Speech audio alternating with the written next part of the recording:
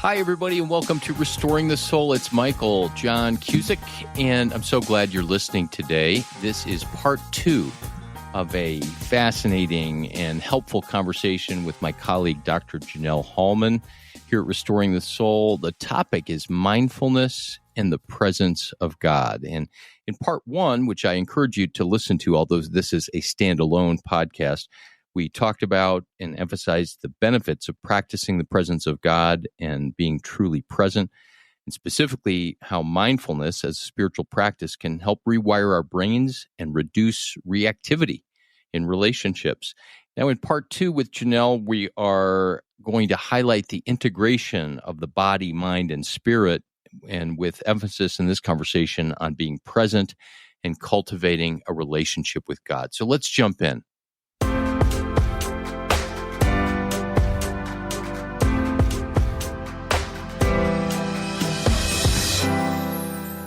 If we do it for a while, it's like our soul, our body, mind, emotions, and will is enjoying the relaxation. But at a certain point, our body and our brain goes, not going to do this anymore. Too much relaxation equals danger. Right. Something's going to happen. You can't let go. You can't let go of that much control.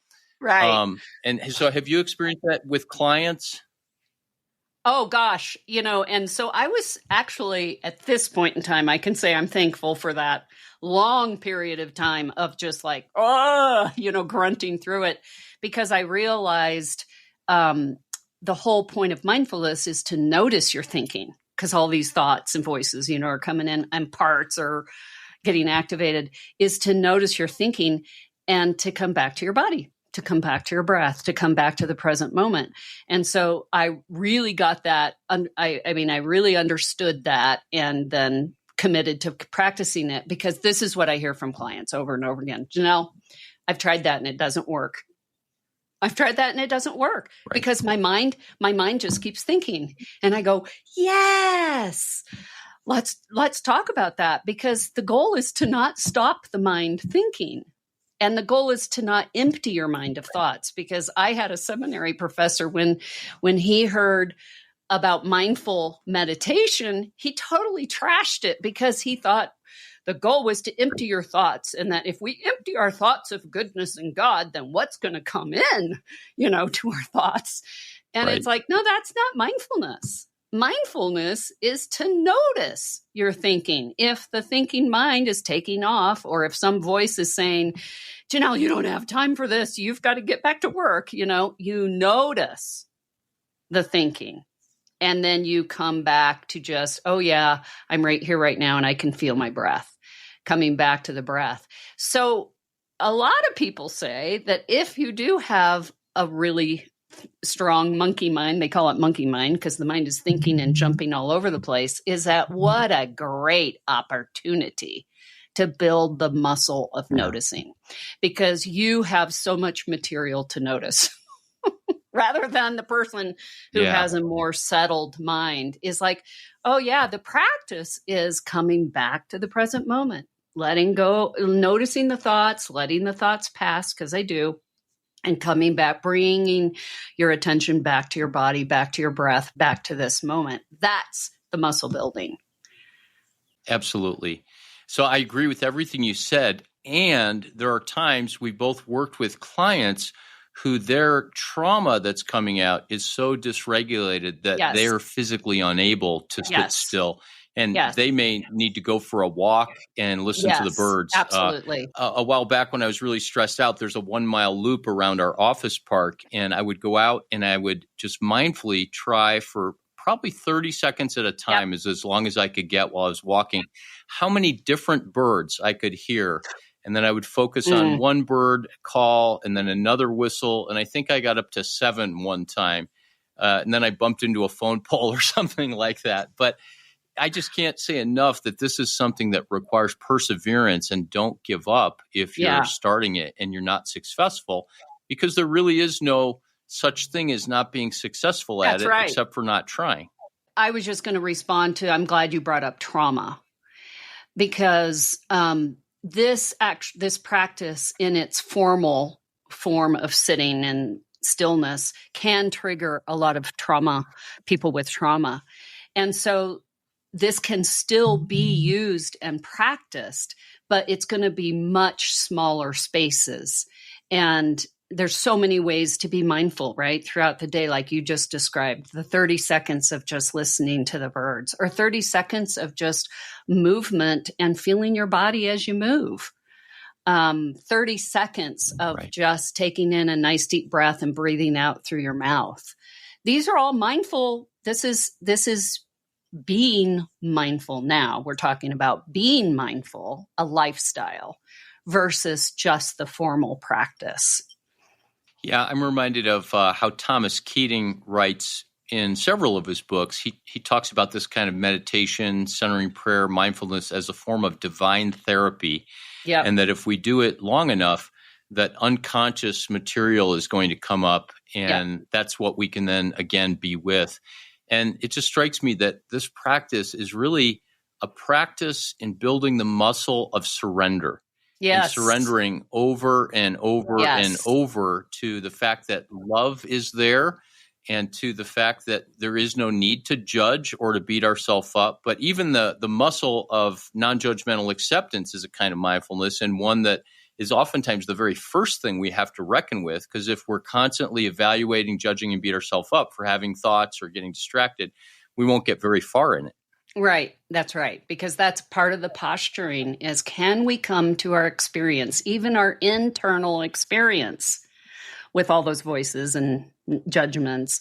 Can we come to that with compassion and openness and be with no judgment? And that in and of itself. Yeah, I think, Michael, that's probably been one of the bigger life-changing things for me, is to just find that non-judgmental, compassionate stance, because that has now extended into my bigger environments, because, it's been built up.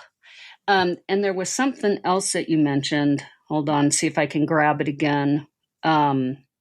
Surrender. Oh my gosh. That's when I started realizing that's exactly what is being developed here, because all the years where I've been told to surrender to God, it's like, how do you do that? How do you do that? I want to surrender to God. What does that look like? How do I do that? I just never really felt like anybody gave me tools to set your mind. And that's another one. Set your mind on Christ. Set your mind on things that are above, that are good and holy. It's, how do you do that? How do I set my mind? And the practice of literally setting my mind, for instance, on awareness of my breath. I've learned how to set my mind. But yeah, the surrender of, I'm just going to be with. I'm letting go of my thinking. I'm letting go of judgments about my situation in this moment, over and over and over, because my mind happens to be maybe busier than a lot of minds, but it's over and over. What a beautiful, way to, wow, because I'm letting God be God in these moments, while I can be still and know that He is God. And it's an actual experience that I have of surrender and being still and knowing that I'm God. And that's what I needed. I wanted to know how to do, I wanted the experience, but how do we do this? Yeah. Yeah, it becomes something very concrete and practical that we can do, not to change as a direct result of the exercise, but as an indirect result, that something happens. It's almost like a beach ball that is under the water that's inside of us. And by doing this practice, it lets the ball rise up, and then you find yourself having patience or having kindness or gentleness or something like that. You mentioned the verse about setting your minds on things above, and we talk a fair amount on the podcast about Colossians 3 in one shape or form or another, because that's the passage where it talks about clothe yourself with compassion, kindness, gentleness, patience, and self-control, gentleness, patience, and not clothe others with that. You've got to clothe yourself first. But so in Colossians 3:1, in this passage I memorized a long time ago, it says, since you've been raised with Christ, therefore set your minds on things above, set your heart on things above. And if you think about it, God is not actually above. Heaven is not up there. The word that Jesus used for heaven is among us and around us and very, very near, to the point where Dallas Willard paraphrased the Lord's Prayer of Our Father who art in heaven. He would paraphrase that as, Dear Father, always near us and here with us. Yes. So therefore, set your mind on the place where God is, and to the believer in Christ, God is within. Yes. So we're setting our mind on this inner place, this inner sanctuary. And as we set our mind there, it's not this mystical thing. It is our breath. It is an embodied experience. Yeah. And there's just so many podcasts that we could spawn off of this conversation. But talk a little bit more, Janelle, as you did at the beginning, about the importance of embodiment and maybe some of your journey. As I know that you're an Enneagram 3 and you get a lot done and you have walked fast, but like, how has that embodied part been a struggle for you, and how have you experienced transformation?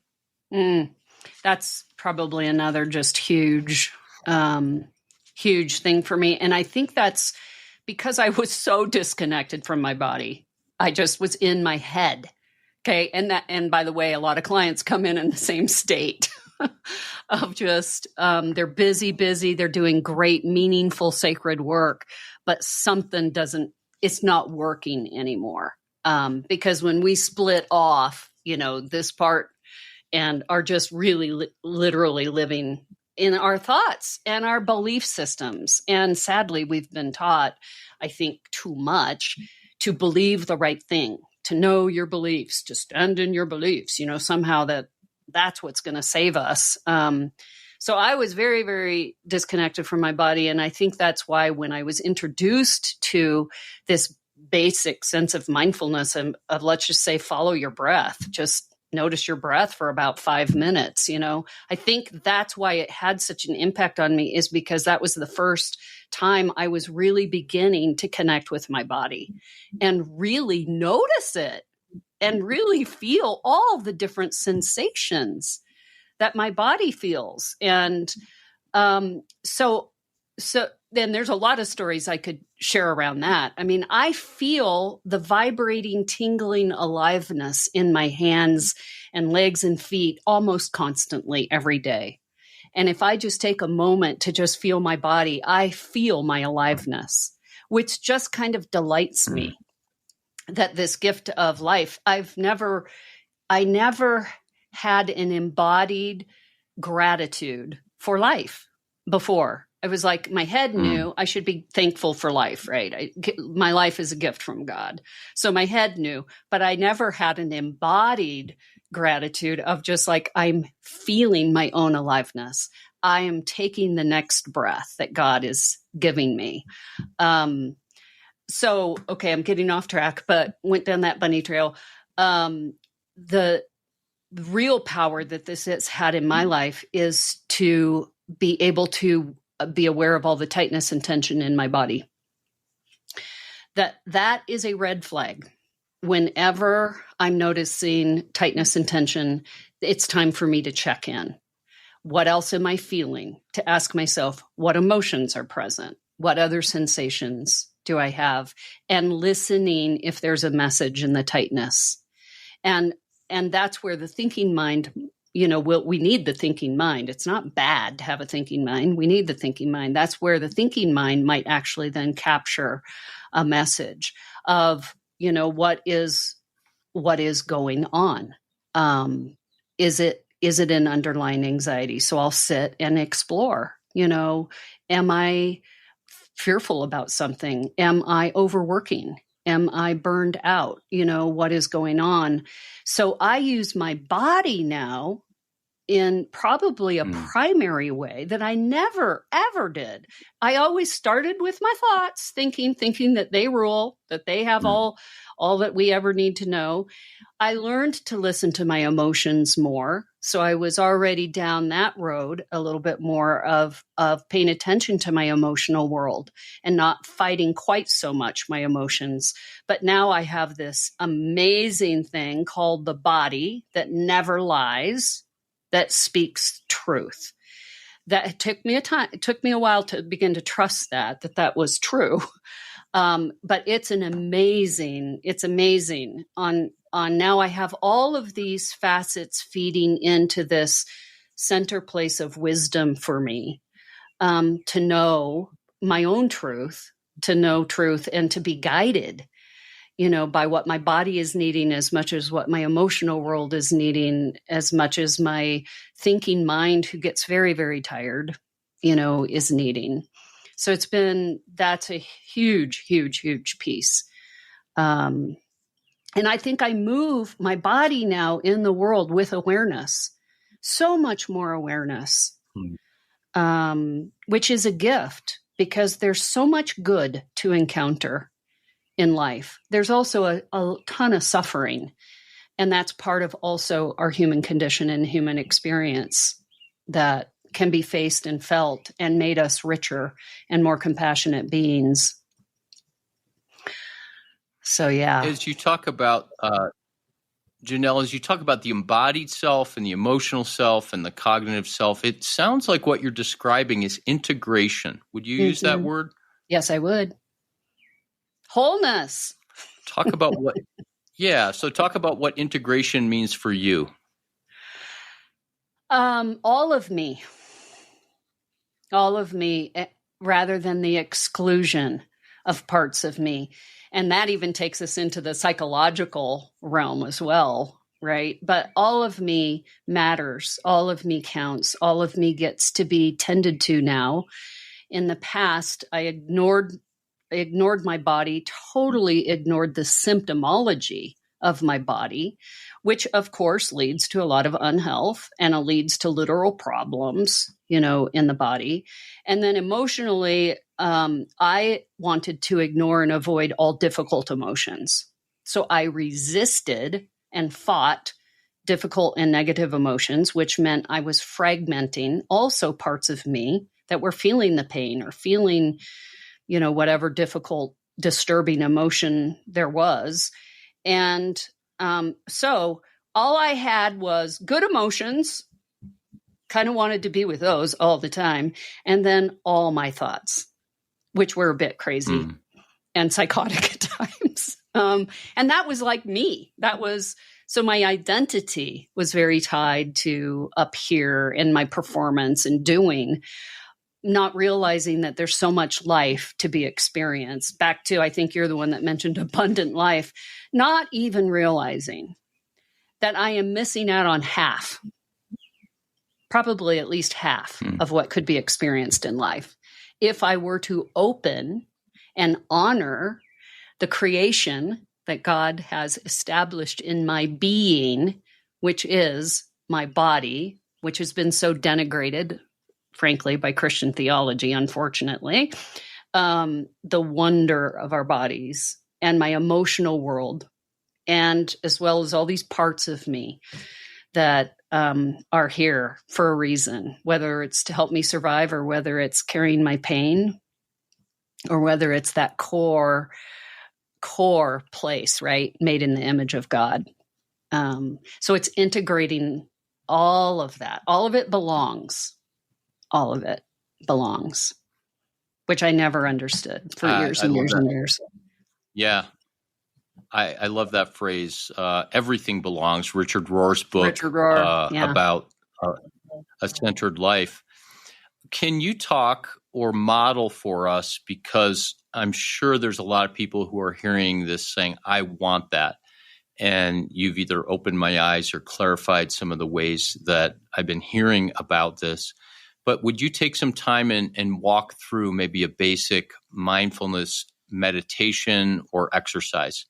And I just want to say in advance that if someone is driving a car, that you not close your eyes and do this while you're on the road or the highway. But this is something that maybe you can come back to around 50 minutes into the podcast to listen to Janelle and to walk through this for practice. Yeah, would be delighted to. Okay. So wherever you might be sitting, just seeing if you can get comfortable.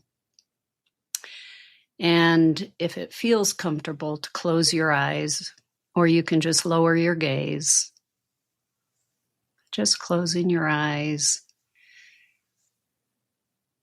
And your mind might be thinking a lot of thoughts right now, and just noticing what is the nature of your thinking, all the voices that you might be hearing, thoughts, maybe judgments, maybe even analyzing, just noticing.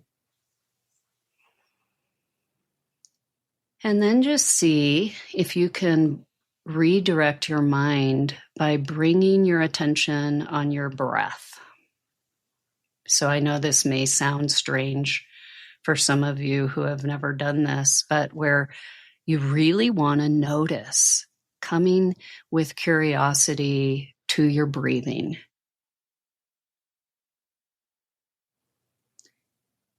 And maybe starting by taking in a really nice deep breath through your nose, filling your lungs, and then exhaling through your mouth. Taking another nice deep breath. Exhaling through your mouth.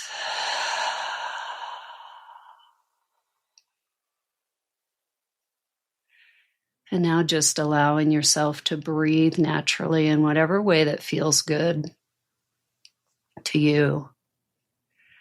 But we're going to continue to explore. What is it like to breathe?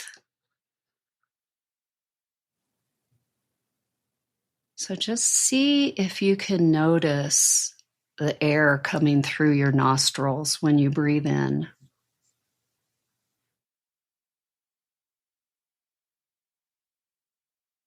Noticing the outflow when you breathe out, whether that's through your nose or through your mouth.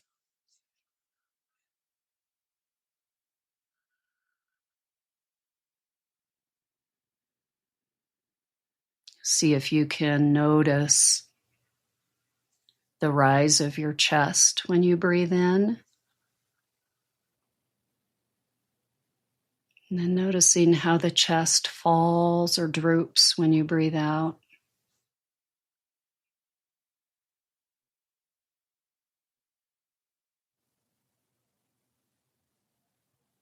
See if you can bring your awareness to your belly. Just see if your stomach is soft. Your belly is soft. Invitation to just let go of any tightness there or trying to hold your belly in. And then just as you breathe naturally, just noticing if your belly moves.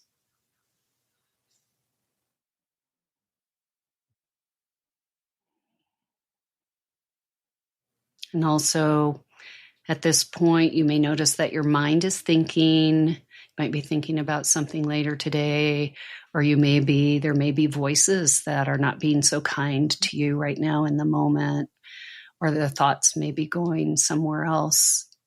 Just being really gentle with yourself. No judgment for having thoughts. And just gently see if you can redirect your attention back to your breath or back to your body. Some of you will have awareness of your whole body, but just noticing right now the cushion beneath you or the cushion that may be behind you, just feeling your body.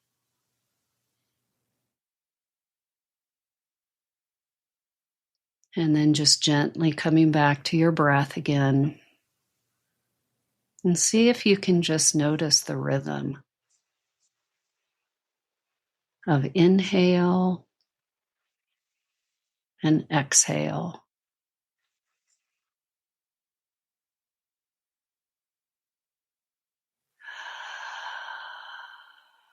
Maybe checking in with your shoulders to see if your shoulders move when you breathe.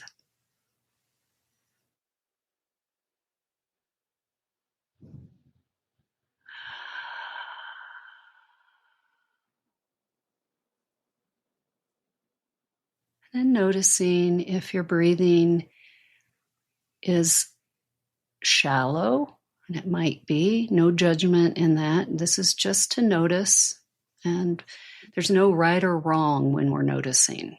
Noticing is to just take in whatever is present, whatever is true, whatever is here for you. So just noticing, does your breathing feel shallow and maybe short breaths?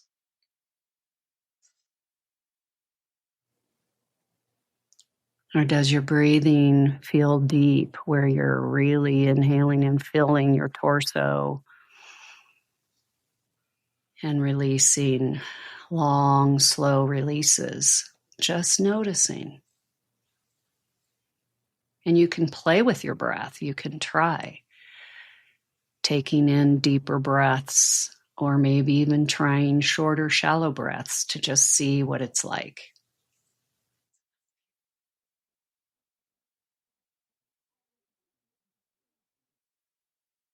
So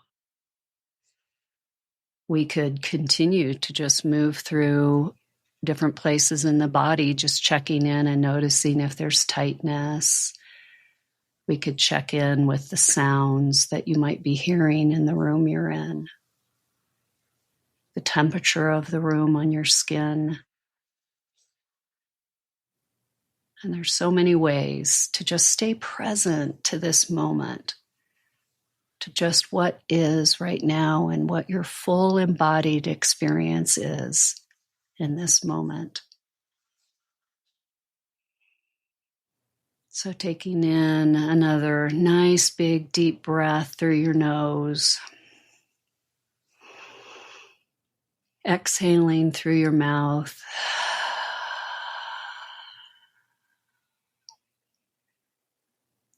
And then just gently opening your eyes.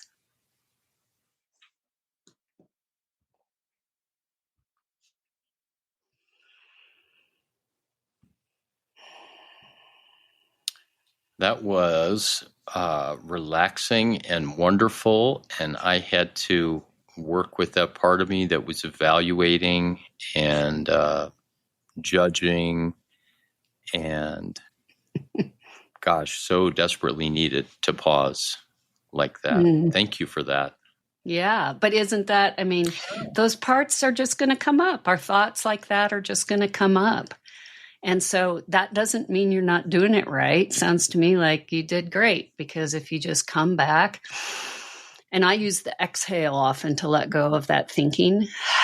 I just let it go and come back and feel my breath, feel my body in the chair. That's mindfulness. It's just noticing what is. Yeah. Yeah. You've been a part of some of the conversations around here at Restoring the Soul, where I've been doing yoga for 6 months, and I've been doing it pretty regularly, intensely. And the most frequent comment that I get from my instructor, and I mostly go to classes with the same man who instructs, and he's really knowledgeable and somatically oriented. He'll just come up to me and he'll lay his hand on my shoulder and he'll just say, breathe. Because over a 1-hour class, I'm holding my breath all the time. And, spiritually speaking, a big metaphor for me is I get to exhale. God says exhale. You don't have to hold your breath. Yes. So even in such an embodied practice, that's the work for me. I just want to end with this big thought. I believe that although Scripture says that God is a God of the past and of the future, that he's the same yesterday, today, and forever, that God only exists in the present moment, that he doesn't exist in the past because the past is history. It's gone. Right. He doesn't exist in the future. The future is now. It's now. It's not here. Now. Yeah. But right, he's there in the present moment. And the physician Gabor Mate said that addicts despise the present moment. And I believe that we're all addicts, and there's a moment, there's a way where we have to cultivate, and this is, par excellence, the practice to be able to cultivate being in the present moment, to practice the presence of love, to practice the presence of God, and truly to come home to ourselves. Yes. Which our deepest self is right here. Yes. So this has challenged me and encouraged me today, and I know that it will challenge and encourage a lot of listeners. So, Janelle, thank you for this on mindfulness, and can't wait to have you back on the podcast real soon. Thank you, Michael. It's been great. So thank you for listening to another episode of Restoring the Soul. We want you to know that Restoring the Soul is so much more than a podcast. What we're all about is helping couples and individuals get unstuck. You know how some people go to counseling or marriage therapy for months or even years and never really get anywhere? Our intensive programs help clients get unstuck in as little as 2 weeks. To learn more, visit restoringthesoul.com. That's restoringthesoul.com.